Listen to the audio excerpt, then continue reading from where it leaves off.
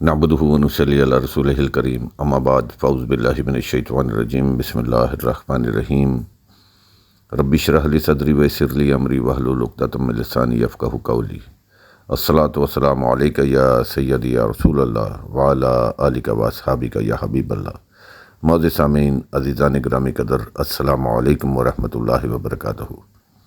حاضرین محترم، جیسا کہ آپ کو معلوم ہے، اس سے قبل ہم آپ کی خدمت میں نفس کی پہچان کے سلسلے میں گفتگو کر چکے ہیں۔ آج ہم انشاءاللہ گفتگو کریں گے نفس کی اصلاح کس طرح ہوتی ہے۔ ابن العربی فرماتے ہیں کہ ہم سے پہلے لوگوں کا حال یہ تھا کہ ہر رات جب نماز عشاء سے فارغ ہو کر بستر پر جانے لگتے تو پہلے مصلی پر بیٹھ کر صبح سے رات تک اپنا حساب کرتے۔ انہوں نے کاپیاں بنا رکھی تھیں اور ہر روز کے اعمال کے حساب و کتاب کو کاپی میں لکھتے تھے اور آخر میں جمع نفی کر کے اپنا بیلنس بناتے اور ٹوٹل کرتے تھے کہ آج کل کتنے نیک عمل کیے، کتنے گناہ کیے، کتنے لمحے غفلت میں گزرے، کتنے لمحات اللہ کو یاد کیا اور کتنے لمحات مولا سے غفلت برتی، کتنا وقت دنیا کی نظر کیا اور کتنا وقت آخرت کی نظر کیا۔ ہر رات اس کو لکھتے، پھر جہاں استغفار کی ضرورت ہوتی وہیں کھڑے ہو کر توبہ کرتے اور سجدے کی ضرورت ہوتی تو سجدے میں گر جاتے، معافی کی ضرورت ہوتی تو معافی مانگتے، یعنی حساب و کتاب کے نتیجے میں جو بیلنس سامنے آتا بستر میں بعد میں جاتے، پہلے مصلی پر اس کی معافی مانگتے اور اس طرح اپنا حساب و کتاب کرتے۔ شیخ اکبر محی الدین ابن العربی فرماتے ہیں کہ یہ ہم سے اگلے لوگوں کا معاملہ تھا۔ ہم نے دیکھا کہ اس میں ابھی کچھ کمی رہ گئی ہے، لہٰذا ہم نے اس میں ایک اور چیز کا اضافہ کر دیا، اور وہ اضافہ یہ تھا کہ خطرات یعنی خیالات کا بھی حساب شروع کر دیا کہ دن میں خیال کتنے آئے، کتنے نیک خیال آئے، کتنے دنیا کے خیال آئے، حرص، لالچ، تکبر، گناہ اور دوسروں کی تضحیک و تذلیل کے کتنے خیالات آئے اور نیک خیالات کتنے آئے۔ الغرض جو اچھا یا برا خیال ذہن میں آتا ہم اعمال کے ساتھ ساتھ ان خیالات کو بھی لکھ لیتے اور ان کا بھی اسی طرح اکاؤنٹ بناتے جس طرح باقی چیزوں کا اکاؤنٹ بنا تھا۔ اس طرح جو حساب سامنے آتا رات بستر پر جانے سے پہلے اللہ کے حضور رو رو کر اس کی بھی معافی طلب کرتے تاکہ قیامت کے دن اس میزان پر کھڑے ہو کر حساب نہ دینا پڑے۔ یہی وجہ ہے کہ صوفیاء فرماتے ہیں بلکہ تلقین کرتے ہیں کہ بندے تو بھی یہ عمل کر تاکہ تیری عادت سنور جائے، تیرے اندر صالحیت پیدا ہو جائے، تقویٰ آ جائے، محاسبہ نفس آ جائے اور تیرا حساب اللہ کی بارگاہ میں آسان ہو جائے۔ اس پورے کام کو احسن انداز میں بجا لانے کے لیے ضروری ہے کہ صالحین کی مجلس میں اور ان کی سنگت میں بیٹھا کریں، یعنی اپنی سنگت کو اچھا کریں۔ وہ مجالس جس میں غیبت، ٹھٹھا و مذاق اور تنقید ہوتی ہو، کسی کی عزت اچھالی جاتی ہو، جس میں انسان اللہ کو بھول بیٹھے، جس میں دنیا کا حرص زیر بحث آتا ہو، ایسی تمام مجالس اور سنگتوں میں بیٹھنا چھوڑ دیں۔ بری سنگت وہ ہے کہ جہاں بیٹھنے سے نیکی نہ بڑھے بلکہ گناہ بڑھیں، لہٰذا خود فیصلہ کر لیں کہ جس مجلس میں بیٹھنے سے آخرت کی یاد میں اضافہ نہ ہو بلکہ دنیا کی یاد میں اضافہ ہو، جس میں بیٹھنے سے زبان کو تقویٰ نہ ملے بلکہ گناہ ملے، جس میں بیٹھنے سے دل میں رقت پیدا نہ ہو اور اللہ کی یاد نہ آئے بلکہ دنیا کی یاد آئے، سوچ و خیالات مثبت ہونے کی بجائے منفی ہوں، ایسی مجالس میں نہ بیٹھا کریں، کیونکہ ایسی مجالس جہنم ہیں۔ جیتے جی کیوں جہنم میں جا کر بیٹھتے ہیں؟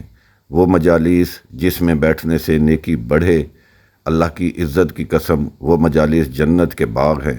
اگر چاہتے ہیں کہ اس دنیا میں جنت کے باغوں میں بیٹھا کریں تو سن لیں، نیک مجالس جنت کے باغ ہیں اور بری مجالس دوزخ کی آگ ہیں۔ حضور غوث اعظم رضی اللہ تعالیٰ عنہ شیخ عبد القادر جیلانی رحمۃ اللہ علیہ فرماتے ہیں، کوئی شخص صالحین اور اللہ والوں میں شامل نہیں ہو سکتا جب تک وہ 6 گھاٹیاں عبور نہ کر لے۔ اور وہ 6 گھاٹیاں کیا ہیں؟ فرماتے ہیں، پہلی گھاٹی یہ ہے کہ اپنے اوپر نعمت کا دروازہ بند کر دیں اور سختی کا دروازہ کھول لیں۔ ہم نعمتوں کے پیچھے دوڑتے ہیں اور سختیوں سے گھبراتے ہیں اور کتراتے ہیں، اپنی سختیوں پر دوسروں کو تانا دیتے ہیں اور دوسروں کی نعمتوں پر ان سے حسد کرتے ہیں۔ یہ ہماری زندگی ہے اور اس طرز عمل کے باوجود چاہتے ہیں کہ اللہ بھی راضی ہو جائے اور ہم بھی صالحین میں سے شامل ہو جائیں اور تقویٰ بھی مل جائے۔ ایسا ہوتا ناممکن ہے۔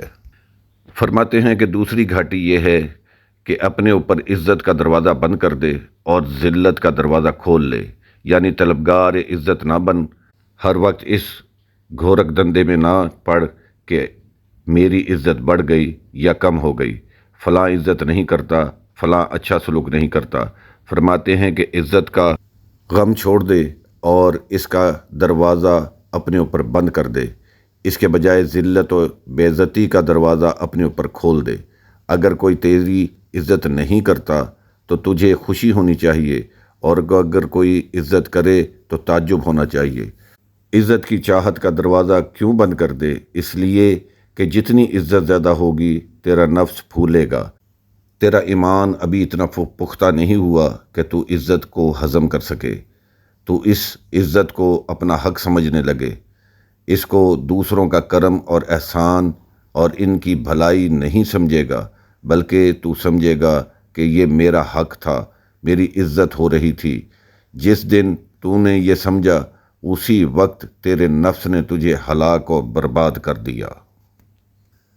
حضرت بایزید بسطامی رحمۃ اللہ علیہ اپنی مجلس سے اٹھ کر گھر جاتے تو راستے میں بادشاہ کا تخت آتا تھا۔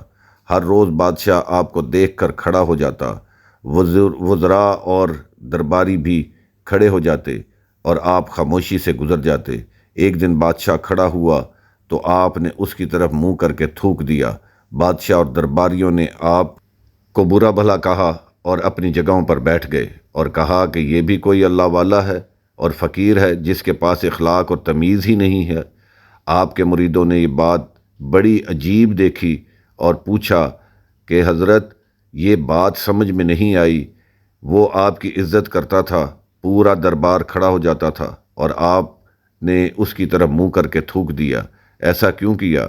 فرمانے لگے ہر روز وہ میرے احترام میں کھڑا ہوتا تھا تو میں اپنے نفس کو دیکھتا تھا، اس کے اس عمل کا میرے دل و دماغ پر کوئی برا اثر نہیں پڑتا تھا اور میں اس کے کھڑے ہونے پر کوئی خوشی یا فرحت محسوس نہیں کرتا تھا، مگر آج میں نے دیکھا اس کے کھڑے ہونے پر میرے نفس نے خوشی اور فخر محسوس کیا۔ یہ عزت و احترام میرا حق ہے، لوگ میرے لیے کھڑے ہوں، یہ میرا استحقاق ہے۔ جب میں نے یہ دیکھا ان کے کھڑے ہونے پر میرا نفس مجھے ہلاک کر رہا ہے، لہٰذا میں نے نفس کو سبق سکھانے کے لیے بادشاہ کی طرف منہ کر کے تھوک دیا۔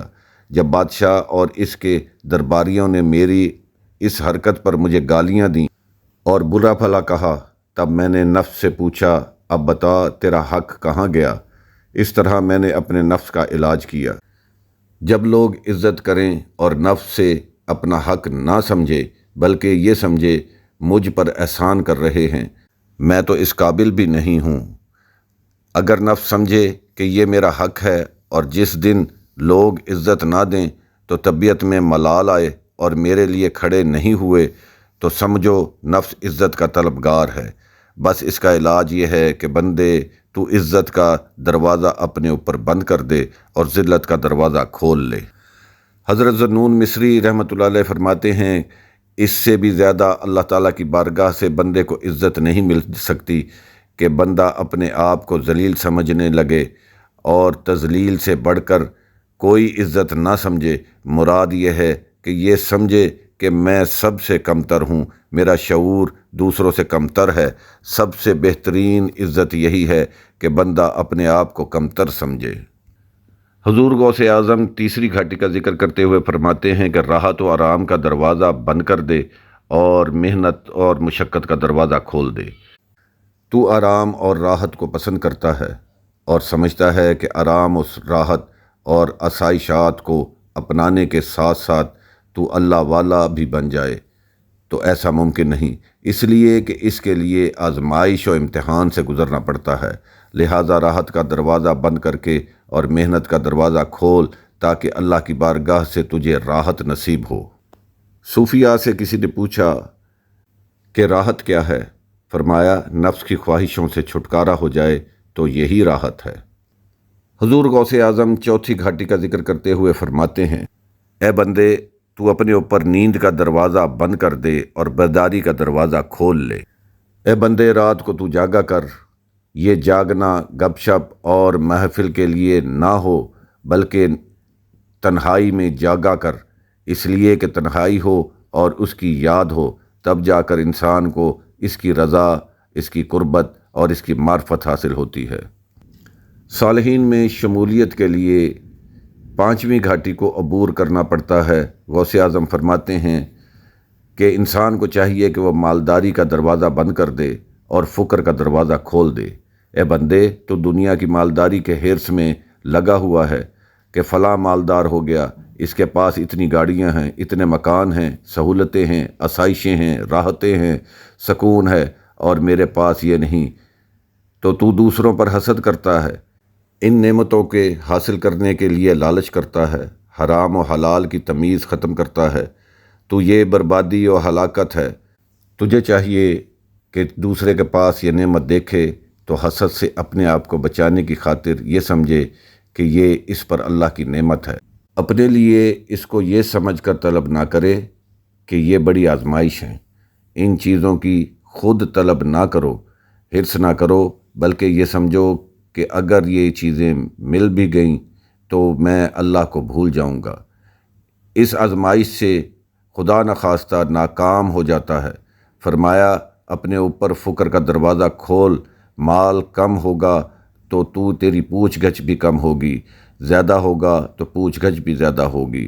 حضور غوث اعظم رضی اللہ تعالیٰ عنہ چھٹی گھاٹی کا ذکر کرتے ہوئے فرماتے ہیں، دنیا سے امید کا دروازہ بند کر لے اور آخرت کی یاد کا دروازہ کھول لے۔ یہ سوچ کہ یہ بھی ہو جائے وہ بھی ہو جائے، یہ سوچ و امید کا دروازہ بند کر اور موت کو اور آخرت کا دروازہ کھول لے۔ موت کی تیاری کر اور ایسی زندگی بسر کر جس میں موت کی تیاری ہو۔ فرماتے ہیں کہ آفت، بلا اور مصیبت انسان کی زندگی میں 3 طریقوں سے داخل ہوتی ہے۔ نمبر 1 طبیعت کی خرابی، نمبر 2 عادت کی ملامت، اور نمبر 3 صحبت کا فساد۔ پوچھا گیا کہ طبیعت کی خرابی کیا ہے؟ فرمایا حرام کا مال کھانا طبیعت کی خرابی ہے، اس سے انسان کی ہلاکت آتی ہے۔ پھر پوچھا کہ عادت کی ملامت کیا ہے؟ فرمایا غیبت کرنا عادت کی ملامت ہے، لہٰذا غیبت، چغلی اور کسی کی برائی نہ کیا کرو۔ اگر برائی کرنی ہے تو اپنے من میں اپنی برائی کو دیکھو، دوسروں کی برائی نہ کرو، دوسروں میں بری باتوں کو نہ دیکھو، دوسروں کی باتیں ہی چھوڑ دو، دوسروں کے بارے میں سوچنا ہی چھوڑ دو۔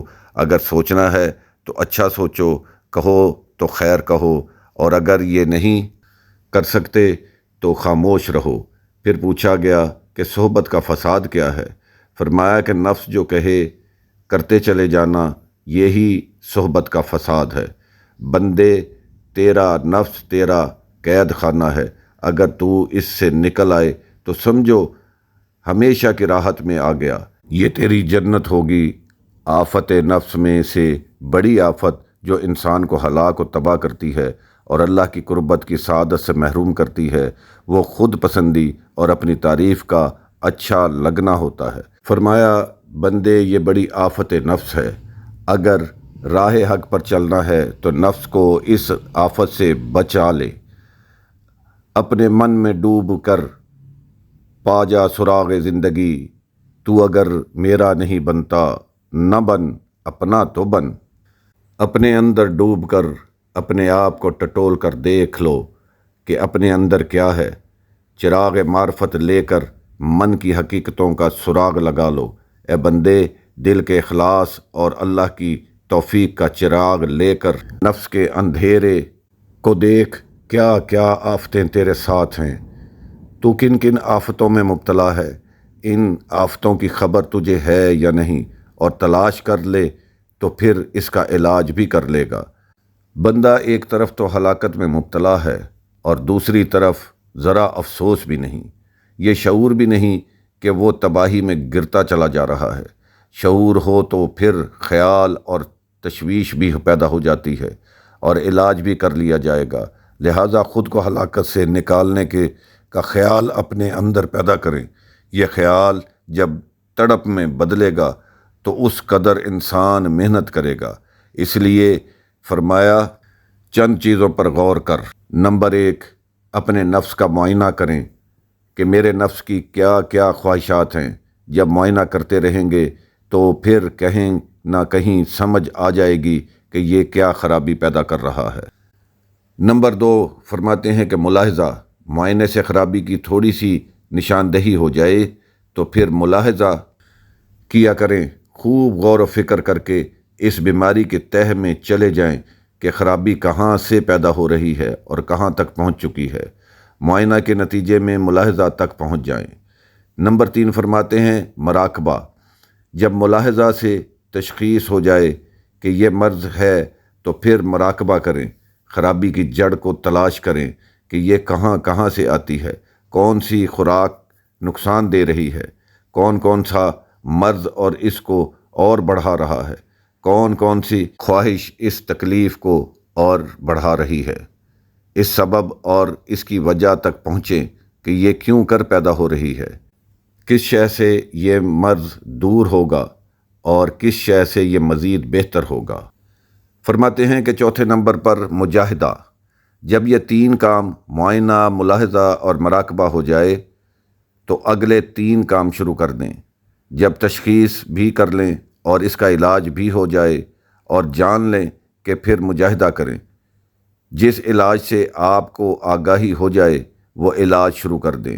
علاج کے لیے جن 6 دروازوں کے کھلنے اور بند کرنے کے متعلق سیدنا غوث العظم رضی اللہ تعالیٰ عنہ نے رہنمائی فرمائی، ان کے لیے محنت کرنا مجاہدہ ہے۔ مجاہدہ سے مرض کا علاج کریں، بہتری ہو جائے گی۔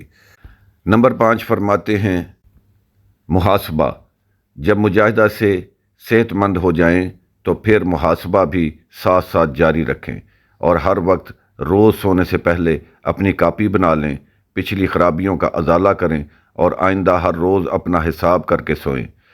6 نمبر پر فرماتے ہیں مشاہدہ، اس طریقہ پر علاج کرنے سے بالآخر مشاہدہ نصیب ہوگا، پردہ اٹھا دیا جائے گا اور اس کے حسن کا جلوہ کر لیں گے۔ حضرین محترم یاد رکھیں، وہ اپنا حسن اس وقت تک کسی کو نہیں دکھاتا جب تک کوئی بندہ اپنے اندر کو حسین نہ بنا لے۔ لہٰذا اندر خوبصورتی پیدا کریں تو پھر اس کی خوبصورتی نظر آئے گی۔ اندر حسن پیدا کریں تاکہ اس کے حسن کو دیکھ سکیں، اندرونی روشنی کو پیدا کریں تاکہ اس کی روشنی کو دیکھنے کی ہمت پیدا ہو سکے۔ مشاہدے کے بعد پھر مزید درجات ملتے ہیں، مواجہ نصیب ہوتا ہے اور پھر مکالمہ تک کی نوبت آ جاتی ہے۔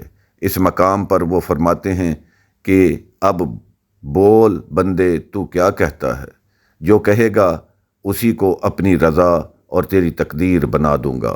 اس کے لیے حضرت علامہ اقبال فرماتے ہیں خودی کو کر بلند اتنا کہ ہر تقدیر سے پہلے خدا بندے سے خود پوچھے بتا تیری رضا کیا ہے۔ حاضرین محترم، میں نے بڑے اختصار کے ساتھ نفس کی اصلاح کے اوپر گفتگو کی ہے۔ اللہ تعالیٰ سے دعا ہے کہ اللہ تعالیٰ ہم سب کو عمل کی توفیق عطا فرمائے اور ہمیں اپنے نفس کی اصلاح کرنے کی توفیق عطا فرمائے۔ اجازت دیجیے اپنے میزبان سید ہارون شاہ ہاشمی کو۔ السلام علیکم ورحمۃ اللہ وبرکاتہ۔